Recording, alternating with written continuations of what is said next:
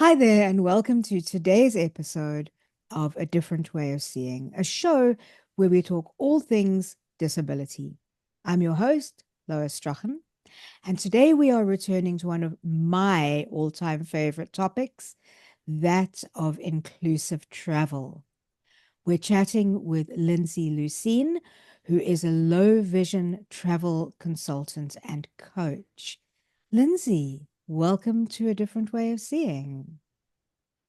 Thank you. Thank you for having me, Lois. It's great to have you with us, and I've been following your work, and I've read your book that you've been putting out, and I really love the work that you're doing. And I think it's such an important role to be fulfilling in terms of helping people to become more comfortable with travel, and particularly with kind of travel beyond the just destination place to place, but to travel to new places and unexplored places, because it's one of my favorite things.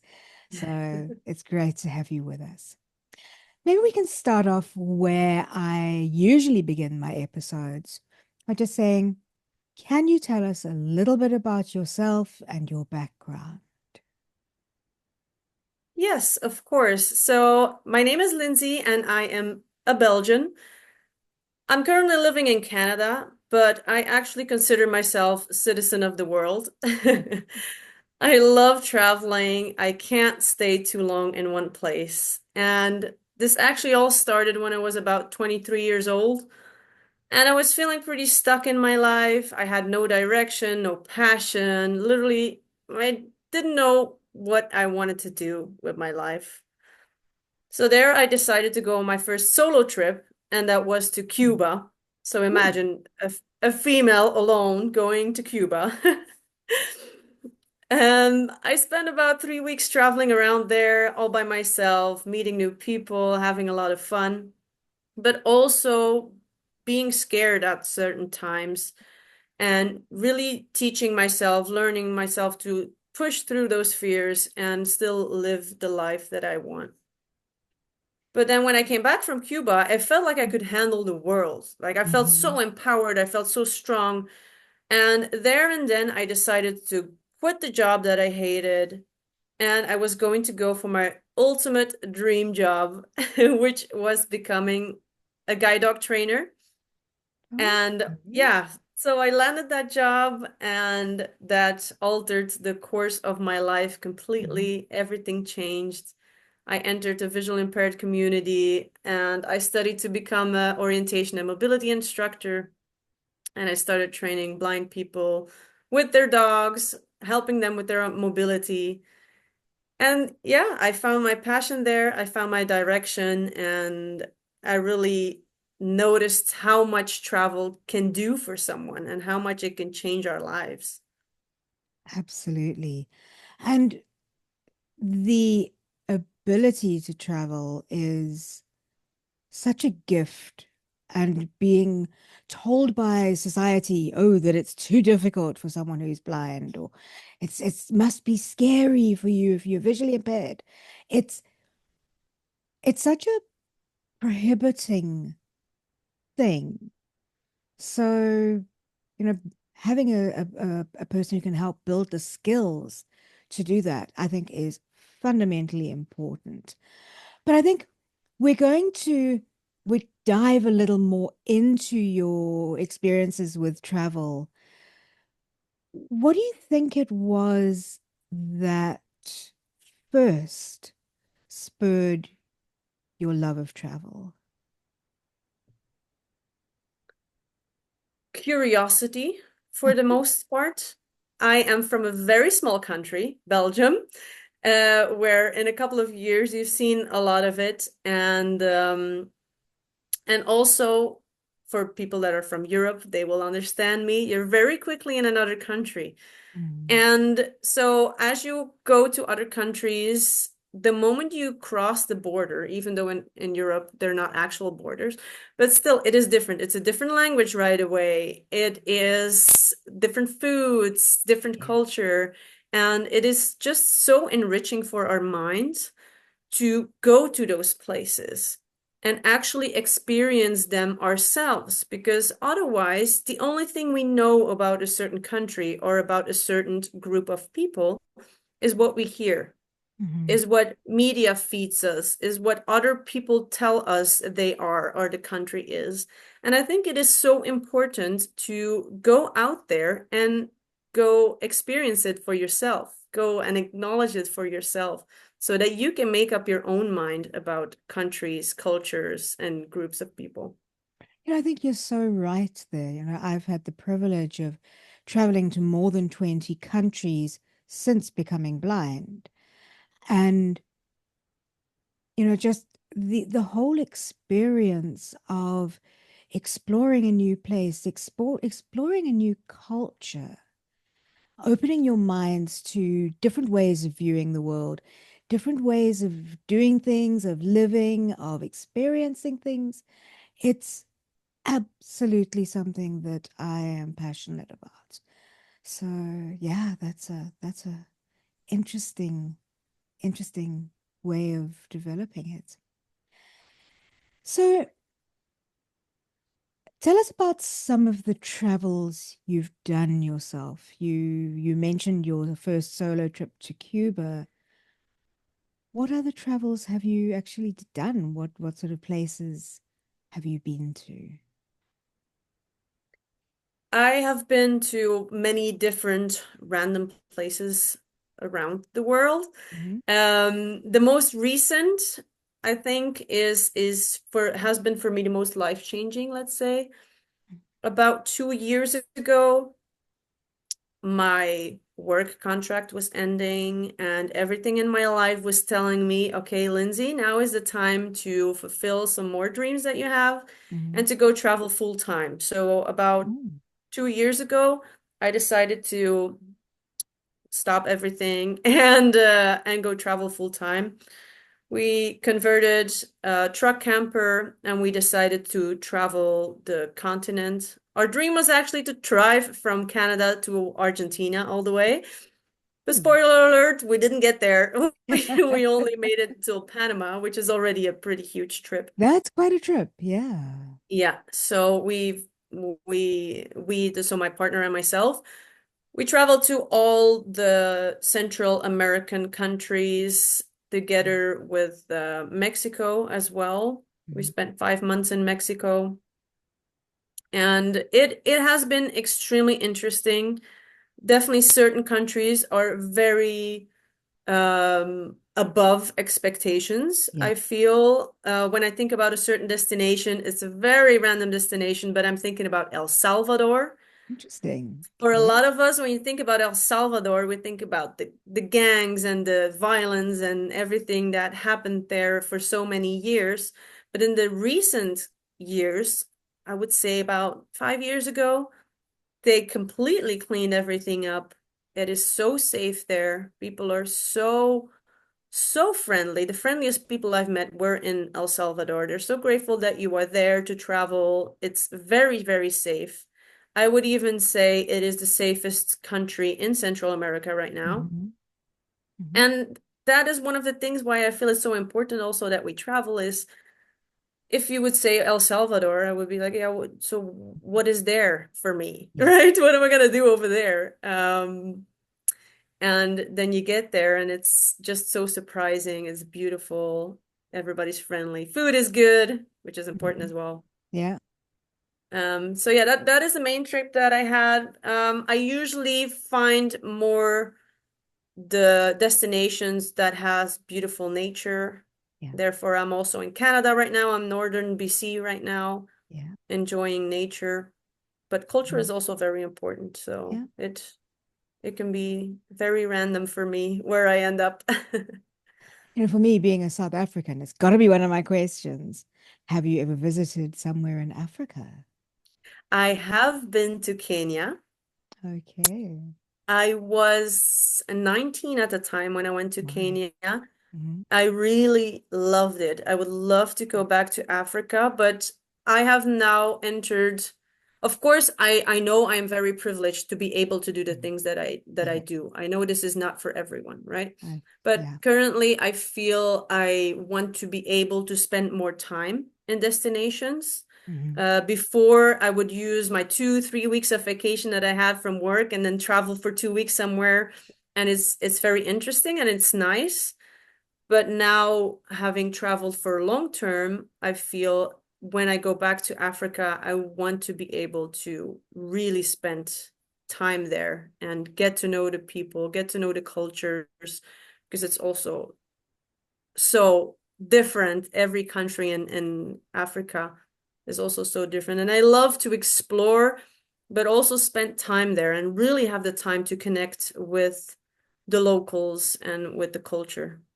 I think it is, if you go on these whirlwind tours of places, it is very hard to experience what life is like and what the people are really experiencing on a day-to-day basis. And that does take more time.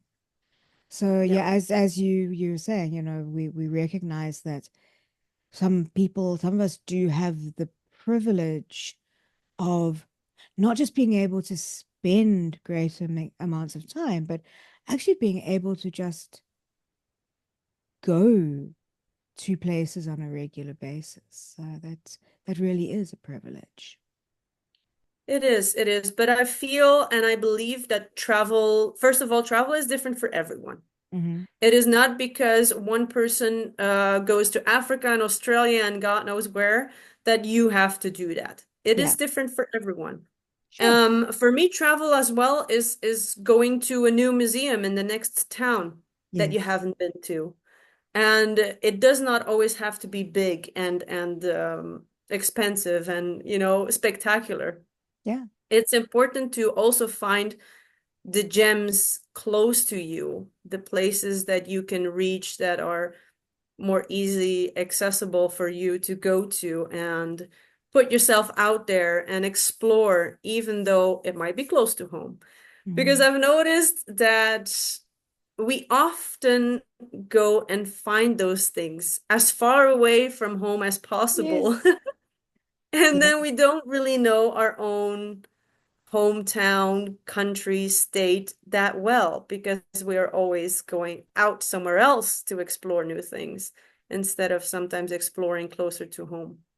It's also I think it's similar of understanding that the world that we live in nowadays is far more cosmopolitan, far more, I'm not gonna, universal is the wrong word, but it is possible to experience different cultures even within one's home city, one's home Definitely. country. And just being aware of that and just being open to the possibility of doing that can also breed countless amazing travel opportunities. Exactly. Yeah. So let's shift a little bit into the work that you're currently doing as a low vision travel consultant. Tell us about how your company started and a little bit about what you do. Great. So 2 years ago, as I said, I embarked on a full-time journey, but I really felt like I left a piece of myself behind. I'm so passionate about helping people with a visual impairment, and as I started traveling, I felt I wasn't 100% myself anymore because I left that piece behind because when you're on the road, you cannot train people hands-on. That doesn't work like that. Mm-hmm.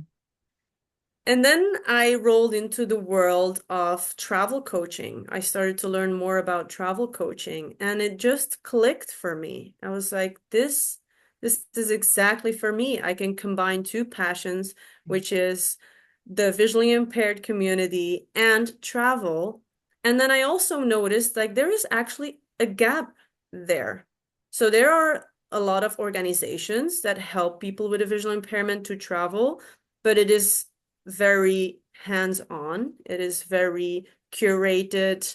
People are helped really well. So I'm all for these organizations. They are amazing, and I'm so happy that they exist. But there's also people out there that want more.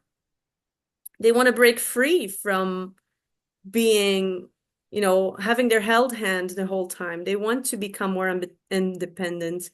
A lot of people do not realize the potential that they have and the skills that they can learn to go on a solo trip, to do things for themselves and not having to be in this highly protected environment the whole time. And Yes. that's actually where I saw the gap where I was like, oh, this would be great to bring people together and to have them talk about travel, to help other people learn more about how they can create better skills, how technology can help them Mhm. with their travels, but also which steps they have to take to become that person that they want to become.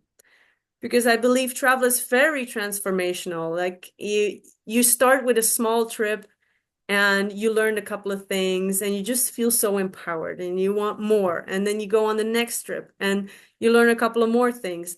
And that doesn't mean that it always goes well. Oh, yeah. When you go on a trip, and definitely if you travel you've traveled to 20 plus countries, you Yes. know that it doesn't always go as planned. But that's Mhm. part of it.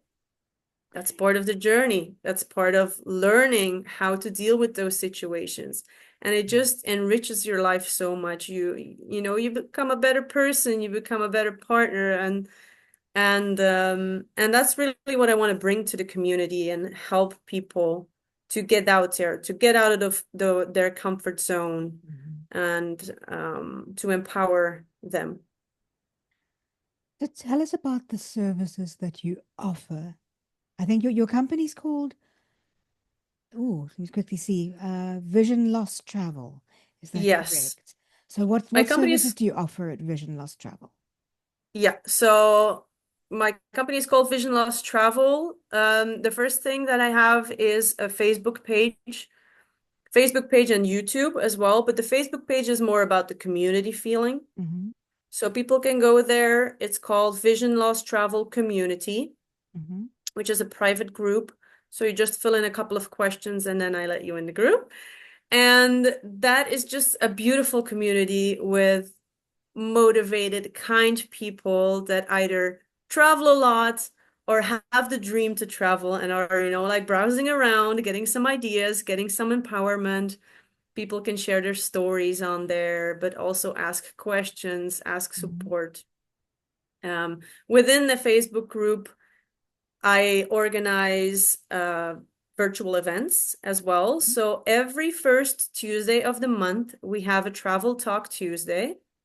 And every month that is about a different subject that has to do with travel. So we already had the technology to help you with travel. We had solo travel with a visual impairment. We had outdoor activities on your travels. So many different things. The next one would be on the 3rd of December, which is about Mm-hmm. holiday travel. We're staying in the season. And that is really a conversation that we have. So I usually bring on some guest speakers as well that have a lot of knowledge in the field. And we have a conversation. People can share their own experiences, can share their questions that they have for me as well. So that is one thing. Another thing that I do with vision loss travel is I coach people. So I coach people one-on-one.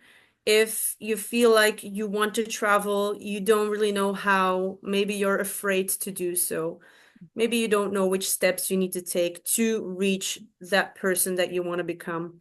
There I help you with one-on-one, but I also have group coaching as well. So I currently have a master class group coaching that is going on. So people can just go to the website, which is called visionlosstravel.com, and find all the information about that as well. Also, once a month, I do a short version of the master class for free, which is usually halfway through the month, which is called Master Low Vision Travel in 4 Easy Steps. So that's always been a good success as well, because when you're stuck, you're really like, okay, I want this. And that is something that happens often for people is you want this and you have this dream, but taking action is the hardest part there. So Yes. how do I take action? What is the first thing that I do? to take action, what makes sense. Um, and that is what I help people with the most. Great. That sounds an absolutely amazing range of services. And I am a member of your Facebook group, and I've, you know, popped in every now and then and just looked at the conversations that are being had. And there's some really valuable conversations that do take place on there. So thank you for sharing that outline of your business. What is the best piece of advice that you could offer a low vision about preparing to travel, or someone who is totally blind? I mean, that may be very different advice. It may be the same advice, but what is the best piece of advice that you would give them? The best piece of advice that I would like to give to people is master your skills. Hmm. And skills meaning it could, it's important to really get to know yourself well without any bias, without putting yourself down or, it's really important to have a good sense of what skills do you have. Hmm. Where could you use some improvement? If you are not that strong with your mobility skills, improve them. A lot of it is teachable, right? So you want to improve, you want to practice. Maybe you are not so good with technology. Go and learn more about technology because technology right now is really going to make our life so much easier. There are apps out there that is making life and travel so much easier. But then I'm also thinking about your mental resilience skills. How do you deal with stressful situations? Are you able to keep it together in those moments? What do you do in your day-to-day life to keep yourself calm or to get yourself through a difficult situation? So it all comes down to these skills. Is it either mobility, technology, mentally, maybe even spiritually? But there, whatever you need to learn, we all need to learn more about it, right? Nobody out there that says, "Oh, I know it all." Nobody. So Hmm. you want to make sure that you learn more about that, get stronger at it. You want to master them and also start getting out there. So don't wait around. Don't be like, oh yeah, I will wait until this or this improves, and then it never happens, right? So Hmm. whatever step you need to take, no matter how small it is, it doesn't matter, take it. Go out there, do it. You can share your location with someone. You can ask someone that is visual and you can tell them, okay, meet me there, or can I please have you as a contact on that day? I'm gonna go Hmm. from A to B there so that you can practice, but also gain that confidence. But Great. get out there, do the work. Not only think about it, not only dream about it, because just thinking and dreaming about things is not going to change anything, right? Yeah. The other things that you can do is people can download my ebook that can help them forward. Join our community. There's so many people that will empower you, but don't just not do anything. You will have to make your dreams come true. And that would be the advice that I would give. Great. Thank you so much. So if people join your communities, particularly the Facebook group as a starting point, what are the types of conversations that really happen on there? The main things that happen on there are people that share their travels, but also share their experience about it. So how they Mhm. felt or the things that they had to overcome. Sometimes it really goes deep. And that's why it's also so important to know that this is a private group. What Yeah. you post in there does not get spread over the internet. It's private. You can really open up your heart in there, but also questions. Some are very broad. Some people are like, hey, I want to travel. Where should I go? Which is extremely broad. But sometimes it's as well like I'm traveling to Milan and I want to go check out certain museums in Milan. Has anybody gone there yet? Mhm. Has anybody have any resources there? Yeah. Um, which also helps if you can ask it to a community, and definitely if you can ask it to other people that are Yes. visually impaired or blind to know what their experience is. And what is really cool about the group is that we are very international. Like I have people Mhm. on there that are from the Philippines, South Africa, there's Australians on there, people from Europe, um, America, Peru. It's so broad and it's so much fun and everybody's supporting each other. I'm definitely also keeping an eye on keeping everything Yeah. positive, friendly, and so that everybody feels good and feels like they can open up their hearts without getting any judgment. Great. That's actually also so important because for me as a traveler who is totally blind, I am would love sometimes to reach out to a group, and I think your group is a great starting point to say, "Hey, I am traveling to Kolkata in India. Has anybody been there and knows of accessible activities or any advice or any problems that you've experienced in the Yeah. city?" So, having that kind of reassurance, that kind of input can also build a lot of self-confidence because now I know this is what I'm likely to experience when I travel there. So I love that kind of ability to reach out to a community that is international and that having a similar lived experience to myself is going to be able to give me really good advice that is not just general advice, because I find that a lot of the other accessible travel groups on Facebook are in many cases, people who are wheelchair users or Yeah. people with mobility impairments. And the kind of advice that they are giving and offering is often very different. So if I ask for activities that are inclusive of people who are vision impaired, they don't often have many suggestions to offer. And there are a far smaller percentage of people who are living with a vision, either blind or partially blind, who are living in those communities rather than a mobility um, world. Yeah, And exactly. I actually took it an extra step further.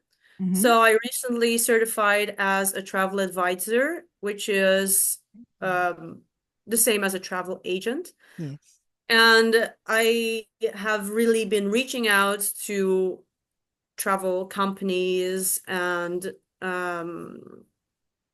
really trying to advocate for accessibility. mhm, But I've noticed exactly what you just said. It is challenging to really bring up low vision yes, because whenever we talk about accessibility to people outside of the community, they're like, oh, yes, this is we have wheelchair ramps. accessible, Yes, right? And yeah, I've noticed that for travel partners, etc., wheelchair accessible is very clear for them. They know it's most tangible. about that. Okay, we Mhm, need to make sure that the doors are wide enough, that there's ramps, that there is a handle at the toilet and everything like that, so they know exactly what that looks like. yeah, But for a visual impairment, the knowledge there is really limited still. They yeah, actually don't really know how to make that accessible for you. And that's really where I am going at as well, is advocating for having a lot more accessibility when it comes to vision impairment. yeah, Because I've noticed as well, for instance, in hotels, they would have every hotel, every room, they need to have this evacuation plan. yeah. But when it comes to safety and you have low or no vision and the fire alarm goes off, what happens now? Yes. So, and there's so much more, right? There's so much more when it comes to menus and plans and everything, activities, everything like that. So it's very broad. So I am also going to try as a travel agent, not only having people, they can come to me and I can help them with booking their Mhm. travels, finding like I just started a list with accessible hotels around the world. So if you have any more ideas, we can talk later and We you can can send chat. me Yeah. some. Yeah, but also helping the hotels to Yeah. become better at being accessible. Um, and activities as well. So I had a talk yesterday with my favorite activity partner, and I was like, okay, so what about accessible activities? And they're like, yes, there is this tab on the website. You can click on it, and then it says all the activities that are wheelchair accessible. And I'm like, yeah, yeah, but that's not really what I mean because Yes. as someone with low vision, you need a whole different support Yeah. than someone in a wheelchair, and it's a lot more difficult because, like I said, the knowledge is very different than what It's somebody needs with it low vision and what somebody needs with a wheelchair. yeah, it's a different access challenge because with wheelchairs, it's often about the physical access, Yeah. where for us in the blindness and the visually impaired community, it's more about information access. And I was Yes. chatting to a friend of mine who is deaf, and he was saying, but he can't hear if that fire alarm goes off. How is Exactly. he now alerted? So yeah, I mean the I think people who don't have a lot of exposure to disability as a concept hmm often think that the solution that fits for one person will fit for everyone, which we Exactly. all know is just simply isn't Yeah. correct. And the other thing that I experience quite a lot is recently over the last few years, my partner's preference when we travel is we love doing street tours. We love doing street food tours because in that way you're getting also a taste of the local culture, the local cuisine, not in a tourist restaurant, not in a five-star expensive focused restaurant or hotel, but in a far more of a community centered process. But the number of times that I've tried to book for one of these experiences and been told, no, I'm afraid we can't take you because there are steps. I'm like, but Oh. with Yeah. with respect, I can manage steps fine. hmm For me, it's about the visual aspects. It's about being, but I still feel that you should find alternative ways of doing what you're wanting to do with that are wheelchair accessible as well. As a person who works across the spectrum of disabilities, I think that is really important for travel. Is still, even if something is inclusive of one group, it doesn't necessarily mean it's inclusive of another group. But it also, if something is a barrier for one group, it need not be a barrier for others. Similar thing, going to an airport and being told you are disabled, you must use a wheelchair. Yeah. So, what happens? What advice would you give to someone who is facing a situation like that? They're trying to organize to go on a tour and they say, no, we don't think you'd be able to do it. How should someone approach that? Or Yes. or should people first of all start by coming to one of your coaching courses? Yeah, they can definitely, they are always welcome to ask me about it. So definitely also when you talk about the activities as a travel advisor, and travel agent, I have access to the behind the screens, let's say, so I Yeah. can directly contact tour operators. Yeah. And also, I have the communication for them to really advocate for people with a visual impairment. I feel often that is something that we need to work on is how do we communicate our needs? Hmm. That also falls under the skills that I talked about before, is your communication skills. I feel there sometimes is frustration that happens because what we need is not accessible Hmm. or not, or it was said it's accessible, but it really isn't. And that actually comes down to the lack of the proper communication. Yeah. We cannot expect people to just know. I wish it was like that. Of course, I Yeah. wish it was. It's not. We cannot just expect everybody to know how to support us best. So, what is important there is that you are just very straightforward.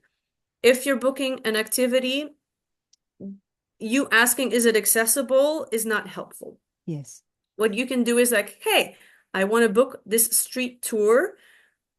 I just have a couple of questions. I have low vision or I'm blind, and I would actually need X, Y, and Z for me to enjoy Mm. this tour. It's about the So you'll really specifics. list like, Yeah. this is what I need, Yeah. right? And then see what they say. You might be the first person with low vision that they Yes. host. Often are the first It often person. is. And then you're just giving them the menu, being Yeah. like, I need X, Y, and Z. Can you give me that? And I think often people will be really trying to accommodate you as best as Yes. possible. Yeah. Another thing that I would like to bring up again as well is try to find the technology that can help you Hmm. as well. So don't put all your eggs in the basket of the tour operator and be like, hey, you fix this for me. Also try and be flexible yourself. If they're, because you got to keep in mind a tour operator, he or she doesn't just need to care for you, right? There's Yes. other people there as well. It's not just about you. So I think those are the two things. Really communicate friendly, but directly. Tell them exactly what you need, and then try and find ways how you can make it easier for yourself as well. Certain technology, certain skills that you could add to your activity. And would you advise having those communications before you arrive, or is it okay to pull the tour guide aside and say, "Oh, I think maybe I should let you know I'm partially blind, and this is what I need." I would prefer to do it ahead of time so that Yes. they are prepared, I am prepared. We've already had those conversations of if they're uncertain, raise it. I've done these tours, equivalent tours in these cities. So, I think that that should be part of the planning that goes into things is find out ahead of time what what the possibilities are. Yes, definitely ahead of time because you also don't know what the situation is there. Hmm. Could be that it's the first day for this tour guide, right? And all of a sudden, someone is like, "Oh, hey, by the way, I just quickly wanted to let you know that I need this and this and this additional to the tour for me to be able to enjoy it." And that just puts this person into a A stress. But flat if they fizz, know it yeah, in advance, they could maybe have two tour guides, yeah. maybe have their most experienced tour guide, or give you a certain instructions in advance that you could need. So always in advance. I would definitely. I think it depends a bit also on your visual impairment, right? And then Hmm. and the needs that you need. But in advance, it's a bit easier to give people a heads up for sure. And I guess whether you are a solo traveler, if you're traveling with a companion that was able to fulfill some of those needs for you, your levels of confidence, it all plays in. It's all very individual. So, yeah, Yeah. I think that's great advice. Thank you so much for that. So, You did have mentioned it a couple of times, but just in one place, how do we reach you and how do we reach Vision Loss Travel? And how do The we two find out places, more? So, yeah. oh, sorry. The two places I would like to send people to is either the Facebook page, so Vision Loss Travel Community. Hmm. You just fill in some questions and agree to the group rules to be able to get in.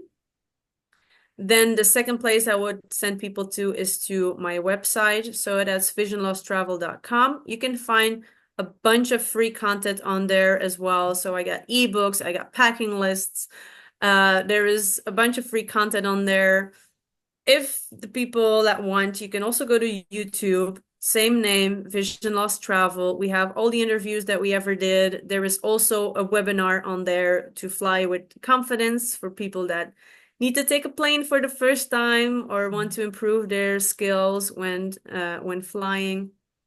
You can reach me directly on visionlosstravel@gmail.com. Any question that you have, feel free to contact me. I have people coming towards me for any type of question. I will always try my best to answer them as good as possible or send you in the right direction. You know, I've been to many places in the world, but I haven't been everywhere yet. So, like as you talked before about India, I've sadly haven't been to India yet, so I can not always give the best advice there, but I can get you in touch with people that can give you that advice. So visionlosstravel at gmail.com if people want to contact me directly. Brilliant. Thank you, Lindsay. And we will add those links into the show notes that appear with both the YouTube video and the podcast episode so that you will have them in different formats as well.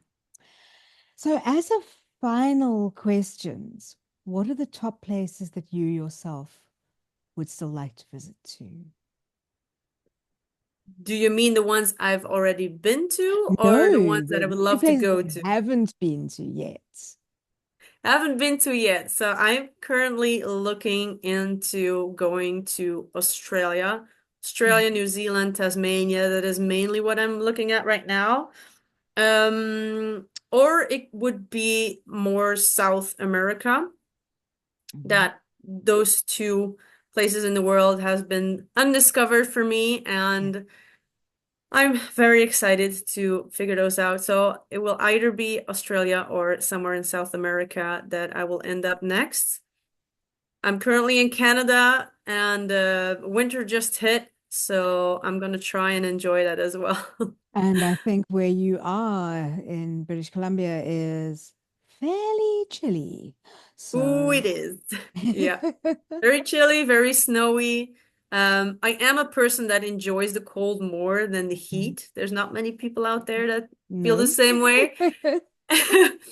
And I just spent 2 years in Central America, just sweating like Mhm. crazy. So I'm actually pretty happy with spending some time in snow right now. Oh, great. Wonderful. Thank you, Lindsay. I've really appreciated the chance to chat to you today. Thank you so much for having me. So today, on a different way of traveling, a different way of seeing, I'm going back to my early days where I was working purely in accessible travel. But today, on a different way of seeing, we've been chatting to Linsay Lusyne, who is a low vision travel coach and consultant and advisor, and learning a little bit about the work she does in her company, Vision Loss Travel. Lindsay, thank you so much for joining us. It's been a real Thank you so pleasure to much get for to learn a having me. little bit about you. Yeah, thank you.